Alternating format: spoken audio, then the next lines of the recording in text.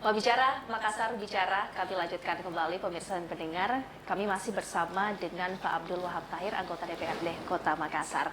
Masih menyoal soal pemerintah Kota Makassar. Pak, saya ingin menanyakan Pak terkait dengan SKPD. Anda lihat selama 1 tahun terakhir ini yang memang perlu untuk dievaluasi terhadap kinerjanya. Seperti apa Pak? Ya makanya kita kan gini, peran DPR itu sebenarnya kan hanya 3 aja fungsinya, budgeting, legislasi, dengan pengawasan. Dalam konteks pengawasan itu kita membangun komunikasi politik dengan Pak Wali, baik secara formal maupun informal, dalam rangka percepatan pelaksanaan seluruh pekerjaan yang ada di Kota Makassar. Karena itu tadi bahwa kita sudah bersepakat, kita sudah buat persekongkolan nurani dalam tanda petik fraksi Golkar dengan Pak Wali, bahwa semakin banyak silpa yang berarti semakin banyak manfaat yang tertunda oleh dirasakan oleh rakyat Kota Makassar. Kita sudah itu kita telisik. Oh ternyata ini problemnya, ini problemnya, ini problemnya. Ada persoalan teknik, ada persoalan hukum, dan yang paling banyak persoalan integritas, dedikasi, ogah-ogahan, malas-malasan. Gitu kan kelihatan itu sebuah dinas. Semakin sedikit TPP-nya dibayarkan, dan semakin sedikit kelihatan kerjanya semakin tidak jelas kan. Itu parameter objektifnya. Tapi tidak semua seperti itu juga, karena ada dinas dia tidak terbayarkan TPP-nya secara utuh, banyak karena memang banyak pekerjaan bukan bengkalai karena persoalan waktu, keterlambatan tender lah, itu kita bisa pahami. Bentuk-bentuk teguran mungkin Pak yang biasanya diberikan dari Dewan kepada OPD terkait. Kalau kita kan gini, dulu waktu kita cerita politik masa lalu, dulu waktu di zaman reformasi, posisi DPR itu berhadapan dengan pemerintahan. Itu di awal reformasi, karena saya salah satu segelintir orang terlibat dalam pencetus reformasi di Indonesia. Posisi DPR kabupaten kota itu berhadapan. Tapi di era pemerintahan pasca almarhum Gus Dur, itu DPR menjadi bagian dengan pemerintahan. Jadi kelihatan itu Permendaknya mengatakan bahwa pemerintah kabupaten kota terdiri dari legislatif dan eksekutif dan legislatif. Satu. Kedua, dulu di zaman Pak Gus Dur di awal reformasi, laporan pertanggungjawaban. Sekarang laporan keterangan pertanggungjawaban. Ya laporan keterangan pertanggungjawaban itu tidak punya efek apa-apa.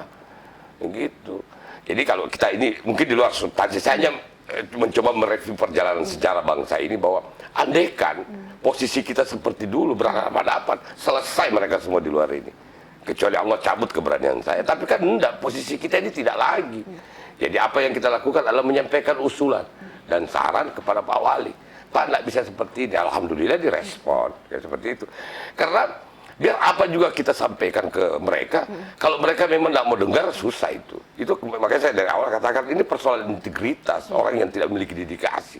Mungkin di depan kita hormat-hormat, karena ada proses pembahasan, ada laporan masyarakat. Iya Pak, ya. Setelah keluar dari ruangan kami, tidak kerja juga. Dan kelihatan itu. Hanya kan kita punya standar etik politik yang cukup tinggi, sehingga kami tidak mau menyampaikan ke publik nama-nama itu. Tapi Pak Wali sudah tahu. Dan kabar gembiranya adalah respon Pak Wali Kota juga cukup baik ya Pak. Iya. Kalau Pak Wali Kotanya tidak beri respon juga lebih parah lagi. Alhamdulillah ini kan cepat. Kita telepon-teleponan beliau, Pak ada begini. Setelah itu kita lakukan sidak ke lapangan, lihat verifikasi, lakukan verifikasi. Karena kan kita juga di era sekarang ini harus proaktif, karena ya itu tuntutan rakyat. Rakyat kan menuntut kita ini kayak Superman. Padahal ini anggota DPR kan biasa aja. Tapi tuntutan ya apa boleh buat, kita lakukan itu. Baik Pak. Tadi sempat Anda menyinggung soal sidak nih Pak. Beberapa waktu terakhir, apakah proses pelayanan publik juga akan menjadi perhatian nih Pak? Iya, untuk Pemkot? kan gini. Pemerintahan yang baik itu adalah pemerintahan yang bertumpu pada proses peningkatan kualitas layanan. Itu berulang-ulang kali saya katakan, 3 periode di DPR itu selalu saya sampaikan, peningkatan kualitas mutu layanan. Nggak bisa itu kualitas mutu layanan kita itu standar-standar sekali. Karena kota ini bergerak maju, perkembangan kota ini luas sekali. Saya kan lahir di Makassar, usia saya sudah setengah abad lebih, jadi tahulah perkembangan kota ini. Jadi standar layanan kita itu harus lebih baik. Nah kalau kualitas pejabat kita yang hanya tahu sibuk mengurus dirinya sendiri, nggak usah dipertahankan, nggak ada urusan itu apa mereka siapa, selesaikan dalam waktu sesingkat-singkatnya. Itu saran kami ke Pak Wali. Nah, untuk standar nih Pak, pelayanan publik yang ideal untuk diterapkan di Kota Makassar, seperti apa pandangan Anda? Ya respon cepat. Dalam setiap masalah itu harus respon cepat, responsif. Jangan serba kepura-puraan. Ditelepon, di mana Ki Bos? Adakah di sini? Pada apa? Ada di satu tempat yang tidak punya hubungan kerja. Tidak ada tempat itu tidak punya hubungan kerja sama hubungan dengan pekerjaannya. Kan kacau itu. Oleh karena itu menurut saya, ya saya harus sampaikan bahwa ya kita dorong pemerintah itu segera melakukan reshuffle pada seluruh tingkat jajaran, dan kita juga harus jujur sampaikan tidak semua sih, tapi banyak juga yang tidak memiliki integritas dan dedikasi dalam pekerjaannya. Jadi itu kemudian ya Pak, penekanan dari Dewan adalah reshuffle kabinet dari iya, ya kan dalam rangka percepatan. Kalau tidak ya potensi silpa kita bisa lagi tembus di angka 1 triliun kan. Ini kan silpa kita ini luar biasa ini potensinya.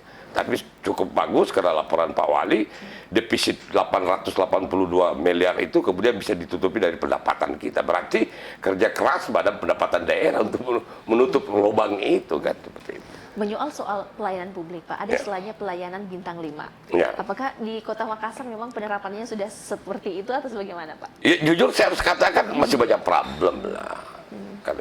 Kalau skenario pemerintahan itu bintang 5. Bintang 5 itu yang dimaksud adalah kecepatan dalam memberi respon terhadap seluruh soal presiden.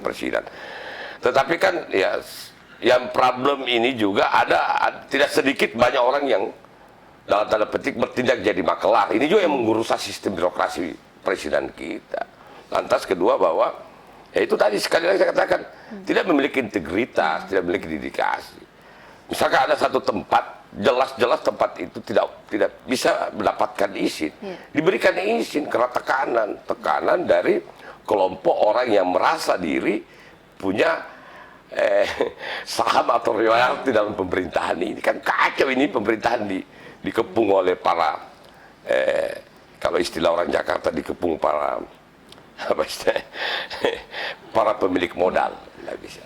Selama ini Pak, ada namanya job fit untuk para pejabat dalam proses seleksi begitu. Apa yang perlu diperhatikan Pak dalam proses ini? Job fit itu kan perintah amanah undang-undang. Secara normatif harus dilaksanakan karena untuk mengganti eselon 2 itu punya tahapan, gitu, punya proses administrasi yang cukup panjang.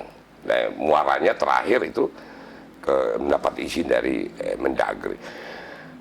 Kalau saya sih kalau teknikal seperti itu saya serahkan ke Pak Wali lah dan timnya. Saya hanya mewanti-wanti Pak Wali dengan timnya, bos kalau lakukan job fit serius gitu.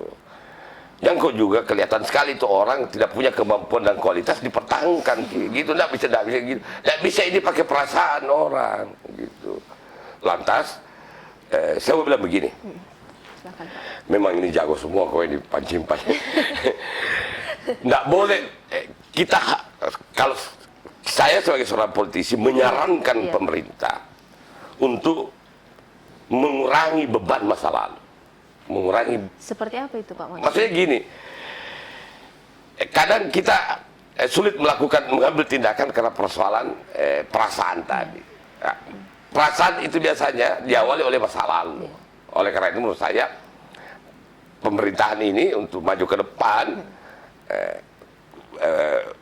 dalam mutasi ini kurangi beban masa lalu untuk kepentingan rakyat. Saya bermohon kepada Pak Wali, Pak, sudah ini diberikan kesempatan. Toh juga mereka tidak bisa bekerja dengan baik, selesaikan mereka dalam waktu sesingkat-singkatnya. Kalau tidak, setengah mati Pak. Bangsa ini mundur ini karena beban masa lalu. Masa kita mau mewariskan lagi kepada anak-anak kita, kepada anak cucu kita, beban masa lalu kan? Tidak ada orang yang berani menyelesaikan masa lalu itu. Oleh karena itu menurut saya pemerintahan Pak Dhani ini bersama DPR sekarang ini bersepakat mendorong mengurangi beban masa lalu. Jadi kompetensi dan kapasitas. Iya dong. Kan kalau kelihatan itu orang kerjanya hanya punya mampu, siap orang. Ngapain pertahankan pejabat seperti itu, ganti. Karena tidak punya kemampuan untuk kerja kan gitu. Tapi jangan juga cari pejabat yang terlalu pongah, sombong. Nah, itu tidak bagus juga. Ini Makassar kota berkembang, bos. Harus kelihatan dia punya integritas, dia punya dedikasi, tapi dia punya standar etik yang tinggi. Karena kita ini budaya, kita kultur timur. Itu yang kemudian menjadi idealnya ya Pak ya? Ya kalau mencari yang ideal memang agak susah, tapi paling tidak mendekati. Gitu. Karena harapan kita kemudian kembali lagi kepada masyarakat, bagaimana dampak dan juga efek yang dirasakan. Iya, kalau masyarakat itu, jangan kau jadi pejabat, kau tidak boleh dikritik. Oleh karena itu menurut saya, kau kerja. Kalau mau kau dikritik atau tidak, saya silakan aja. Saya aja jadi anggota DPR 3 periode, masih tetap dikritik. Tapi saya itulah senyum-senyum saja. Kalau rakyat kritik itu berarti rakyat sayang sama saya.